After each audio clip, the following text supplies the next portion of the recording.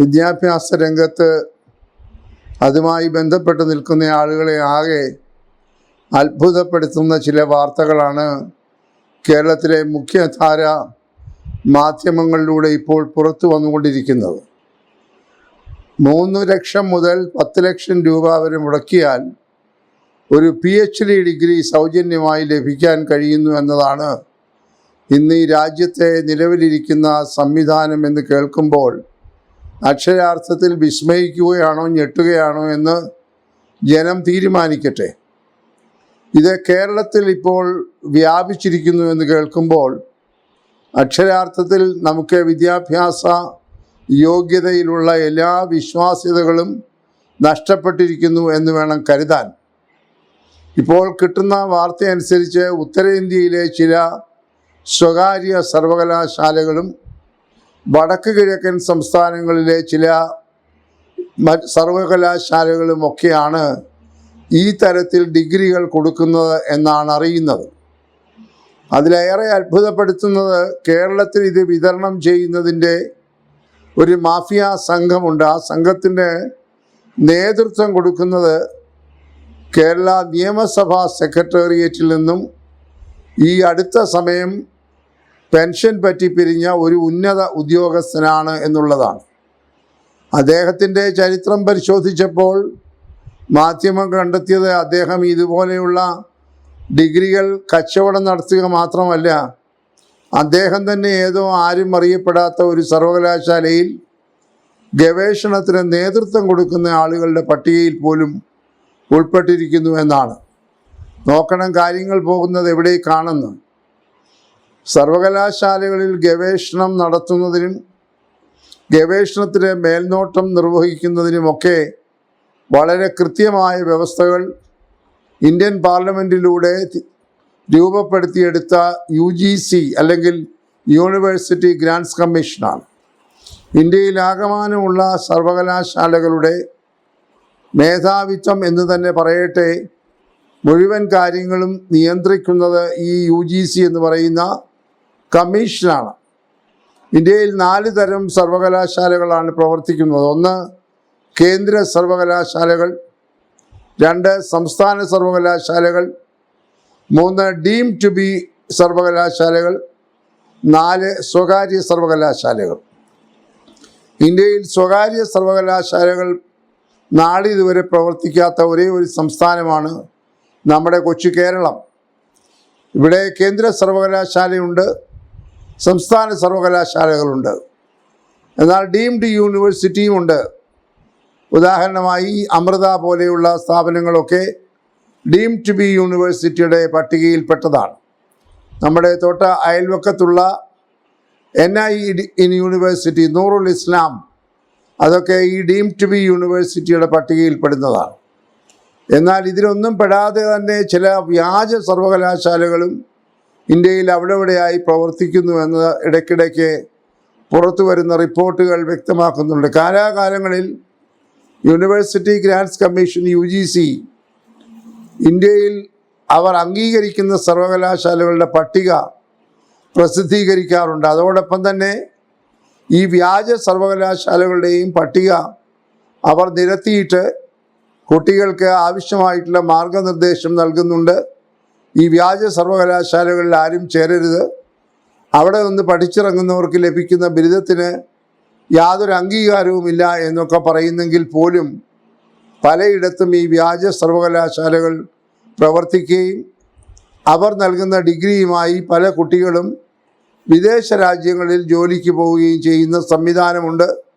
എന്തിനു പറയട്ടെ, university ഗ്രാൻറ്റ്സ് commission ഫലപ്രദമായി ഈ വ്യാജ സർവകലാശാലകളെ നിയന്ത്രിക്കുവാൻ നടപടികൾ എടുക്കുന്നില്ല എന്നുള്ളതാണ് യഥാർത്ഥത്തിലുള്ള വസ്തുത.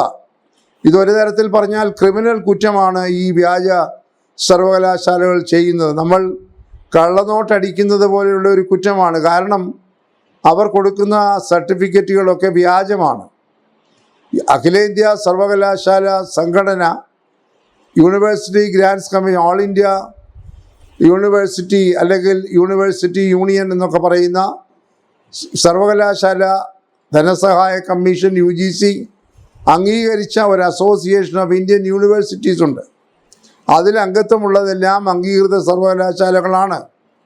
ആ സർവകലാശാലകളുടെ പട്ടിക കാലാകാലങ്ങളിൽ പുതുക്കി പ്രസിദ്ധീകരിക്കുമ്പോഴും വ്യാജ സർവകലാശാലയെക്കുറിച്ച് പറഞ്ഞു പോകുന്നതല്ലാതെ അവരെ നിയന്ത്രിക്കുന്നതിനുള്ള കർശനമായ നടപടികൾ കേന്ദ്ര സർക്കാരോ ഈ UGCയോ ഇപ്പോഴും എടുക്കുന്നില്ല എന്നുള്ളത് ഒരു വളരെ ഗൗരവമുള്ള ഒരു വിഷയമാണ്. ഇപ്പോൾ ഏറ്റവും ഒടുവിൽ ലഭിച്ചിരിക്കുന്ന വാർത്തയനുസരിച്ച് കേരളത്തിലെ ഈ മാഫിയ സംഘത്തിൻ്റെ നേതൃത്വം കൊടുക്കുന്ന മുൻപ് സൂചിപ്പിച്ച റിട്ടയർ ചെയ്ത സർക്കാർ സർവീസിലെ ഒരു ഉന്നത ഉദ്യോഗസ്ഥൻ 5 ലക്ഷം രൂപ മുതൽ 10 ലക്ഷം രൂപ വരെ വാങ്ങിച്ചുകൊണ്ടാണ് ഈ ഡിഗ്രികൾ വിതരണം ചെയ്യുന്നത്. അദ്ദേഹത്തിൻ്റെ സംവിധാനം എന്ന് പറയുന്നത് ഈ നേരത്തെ സൂചിപ്പിച്ചതുപോലെ വടക്കേ ഇന്ത്യയിൽ വലിയ പ്രശസ്തിയൊന്നുമില്ലാത്ത ചില അംഗീകാരമുള്ള സർവകലാശാലകളും വടക്ക് കിഴക്കൻ മേഖലയിൽ ഇതുപോലെ പ്രവർത്തിക്കുന്ന വലിയതായിട്ട് അറിയപ്പെടാത്ത ചില സർവകലാശാല, പക്ഷേ അവർക്കെല്ലാം അംഗീകാരമുള്ള സർവകലാശാലയാണ്. അതിലേറിയ പങ്കും പ്രൈവറ്റ് യൂണിവേഴ്സിറ്റീസാണ്. അതായത് വ്യക്തികളോ ഏതെങ്കിലും ട്രസ്റ്റുകളോ ഒക്കെ നടത്തുന്ന യൂണിവേഴ്സിറ്റികളാണ്. അവിടെ പോയി അവിടുത്തെ ചില അധ്യാപകരും അവിടുത്തെ മറ്റുദ്യോഗസ്ഥരുമായി ചങ്ങാത്തം ഉണ്ടാക്കി അവരെയൊക്കെ ഈ വൻപിച്ച തുക വാങ്ങിക്കൊടുത്ത് ഇദ്ദേഹം ഇടനിലക്കാരനായി നിന്ന് കമ്മീഷൻ പറ്റിക്കൊണ്ടാണ് ഈ PhD ബിരുദം പലർക്കും കൊടുക്കുന്നത്. ഇവിടെ കേരളത്തിൽ തന്നെ ഇപ്പോൾ സർവീസിലുള്ള പല ആളുകൾക്കും ഇതുപോലെ വ്യാജ PhD എന്ന് തന്നെ പറയാം. പക്ഷേ സാങ്കേതികമായി ആ PhD ഒക്കെ സർവകലാശാലകൾ കൊടുത്തത് തന്നെയാണ്. കാരണം ഈ ഇടനിലക്കാരൻ അവിടെ ഏതെങ്കിലും ഒരു അധ്യാപകനെ ഒരു ഗൈഡായി കണ്ടുപിടിക്കുകയും അദ്ദേഹത്തിന് 5-10 ലക്ഷം രൂപ കൊടുക്കുമ്പോൾ അദ്ദേഹം അതിൻ്റെ നടപടികളൊക്കെ പൂർത്തിയാക്കി തീസിസ് പ്രബന്ധങ്ങൾ പോലും തയ്യാറാക്കി കൊടുക്കുകയും ഈ വ്യക്തിയെ ഒരിക്കലോ 2 പ്രാവശ്യമെങ്ങാനും ആ സർവകലാശാലയിൽ കൊണ്ടുവന്ന് ഓപ്പൺ ഡിഫൻസ് എന്ന് പറയുന്ന അല്ലെങ്കിൽ ഒരു മുഖാമുഖം ഒരു അഭിമുഖ പരീക്ഷയുടെ കഴിച്ചിട്ട് ഡിഗ്രി കൊടുത്ത് വിടുന്ന ഒരു സമ്പ്രദായമാണ്. അപ്പോൾ ഇത് ഡിഗ്രി പരിശോധിച്ചാൽ തന്നെ ഇയാൾ നേരിട്ട് നേടിയതാണോ കമ്മീഷൻ വഴി നേടിയതാണോ എന്ന് കണ്ടെത്താനൊരു സംവിധാനമില്ല. കാരണം ഈ സർട്ടിഫിക്കറ്റ് അംഗീകാരമുള്ള സർവകലാശാലയാണ്. അപ്പോൾ സർവകലാശാലകൾ തന്നെ ഈ തരത്തിൽ കേരളത്തിന് പുറത്ത് പലയിടത്തും പ്രവർത്തിക്കുന്നുണ്ട്. അതിന് ഏജൻറ്റന്മാരെ ഏർപ്പെടുത്തിയിട്ടുണ്ട്. അവിടുത്തെ ചില അധ്യാപകർ പോലും ഇതിൻ്റെ കൂട്ടുകച്ചവടക്കാരാണ്. ആ നിലയിലേക്ക് കാര്യങ്ങൾ പോയിരിക്കുന്നു എന്ന് പറയുമ്പോൾ ഇന്ത്യയിലെ ഉന്നത വിദ്യാഭ്യാസ നിലവാരത്തിൻ്റെയൊക്കെ തകർച്ച എവിടെ എത്തി നിൽക്കുമെന്നുള്ളത് അത്ഭുതപ്പെടുത്തേണ്ടതാണ്. നമ്മളിപ്പോൾ 2020 നാഷണൽ എഡ്യൂക്കേഷൻ പോളിസിയെക്കുറിച്ചൊക്കെ വലിയ ഉച്ചത്തിലാണ് നമ്മൾ വീമ്പിളക്കിക്കൊണ്ടിരിക്കുന്നത്. ഇന്ത്യയിലെ വിദ്യാഭ്യാസത്തിൻ്റെ ഗുണനിലവാരം ആഗോള തലത്തിലേക്ക് ഉയർത്തുന്നതിനായിട്ടുള്ള നടപടികളൊക്കെയാണ് സ്വീകരിക്കുന്നതെന്നാണ് ഇതിൻ്റെ ബന്ധപ്പെട്ട ആളുകൾ പറയുന്നത്. കേരളത്തിലെ സർവകലാശാലകളും അതിൻ്റെ ചുവട് പിടിച്ചുകൊണ്ട് ഇപ്പോൾ 4 വർഷ ബിരുദ കോഴ്സുകൾ, 1 വർഷ ബിരുദാനന്തര കോഴ്സുകൾ, 4 വർഷം കഴിഞ്ഞാൽ നേരെ PhDക്ക് പോകാമെന്നുള്ള വ്യവസ്ഥകൾ ഇതെല്ലാം കൂടെ ആക്കി വിദ്യാർത്ഥികളെ ആകെക്കൂടെ ഒരു ആശയക്കുഴപ്പത്തിലാണ്. രക്ഷിതാക്കളും ആകെക്കൂടി ഇത് സംബന്ധിച്ച് യാതൊരു വ്യക്തതയുമില്ലാതെ ആശയക്കുഴപ്പത്തിലാണ്. 3 വർഷം കഴിയുമ്പോൾ ഡിഗ്രി കൊടുത്തുകൊണ്ടിരുന്ന ഒരു സംവിധാനത്തിൽ ഇപ്പോൾ 4 വർഷം കഴിഞ്ഞ് ഡിഗ്രി കൊടുക്കുന്നു. അതിൻ്റെ കൂടെ ഒരു ഓമനപ്പേരായി വിശേഷണമായി ഓണേഴ്സ് എന്നൊക്കെ പറയുന്നു. ഇപ്പോഴും 3 വർഷം കഴിയുമ്പോൾ ഈ 4 വർഷ കോഴ്സിൽ നിന്ന് പുറത്തു പോയാൽ ഡിഗ്രി കിട്ടുമോ എന്ന കാര്യത്തിലൊന്നും ഒരു വ്യക്തതയുമില്ല. കുട്ടികളാകെ ആശയക്കുഴപ്പത്തിലാണ്. അതുകൊണ്ട് 4 വർഷ കോഴ്സുകളിൽ ചേർന്ന കുട്ടികളൊക്കെ മിക്കവാറും സാധാരണ ഡിഗ്രി കിട്ടുമെങ്കിൽ 3 വർഷം കഴിഞ്ഞ് പുറത്തിറങ്ങാനുള്ള ഒരുക്കത്തിലാണ് എന്നാണ് പറഞ്ഞു കേൾക്കുന്നത്. അവർ ഇപ്പോൾ 3-ാം വർഷത്തിലേക്ക് പ്രവേശിച്ച് നിൽക്കുകയാണ്. ഈ വർഷം കഴിയുമ്പോൾ അവർ ഇറങ്ങി പുറപ്പെട്ടാൽ ഈ 4 വർഷ കോഴ്സ് ആകെക്കൂടെ കുഴപ്പത്തിലാകും, അവതാളത്തിലാകും. അതിനുള്ള സാധ്യതകളും തള്ളിക്കളയാൻ ഒക്കില്ല. അതിനിടയിലാണ് ഇതുപോലെയുള്ള വ്യാജ ഏർപ്പാടുകളിലൂടെ ഗവേഷണ ബിരുദം നേടുന്ന ഒരു സാഹചര്യം. ഇതിൻ്റെ പ്രധാനമായിട്ടുള്ള ഒരു കാരണം ഈ തരത്തിൽ പണം കൊടുത്ത് ഡോക്ടറേറ്റ് ബിരുദം നേടുന്നതിൻ്റെ ഒരു മുഖ്യ കാരണം ഇപ്പോഴത്തെ നിലവിലുള്ള വ്യവസ്ഥ അനുസരിച്ച് ആദ്യമായി നിയമിക്കപ്പെടുന്ന അസിസ്റ്റന്റ് പ്രൊഫസർ തസ്തികയിലുള്ളവർക്ക് അടുത്ത പ്രൊമോഷൻ അടുത്ത തലത്തിലേക്ക് മേളിൽ അസോസിയേറ്റ് പ്രൊഫസർ എന്ന തസ്തികയിലേക്ക് പോകണമെങ്കിൽ അവിടെ ഒരു ഗവേഷണ ബിരുദം അനിവാര്യമാണ്. അപ്പോൾ സർവീസിൽ കയറുമ്പോൾ ഗവേഷണ ബിരുദമില്ലാത്ത നെറ്റ് പാസ്സായ ധാരാളം ആളുകളുണ്ട്. അവർക്ക് PhD ഇല്ല.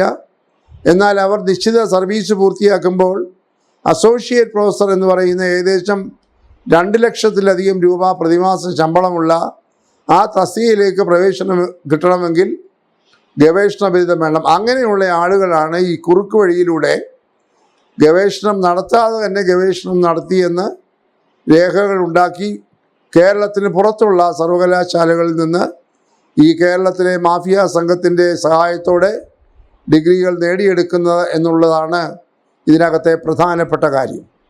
ഇതെന്തായാലും ഗുരുതരമായിട്ടുള്ള ഒരു ക്രിമിനൽ കുറ്റമാണ്. ഇത് ചെയ്യുന്ന ആളുകളെ പിടികൂടുകയും നിയമത്തിൻ്റെ മുൻപിൽ കൊണ്ടുവരികയും അവർക്ക് അർഹമായ ശിക്ഷ വാങ്ങിക്കൊടുക്കുകയും ചെയ്യണം.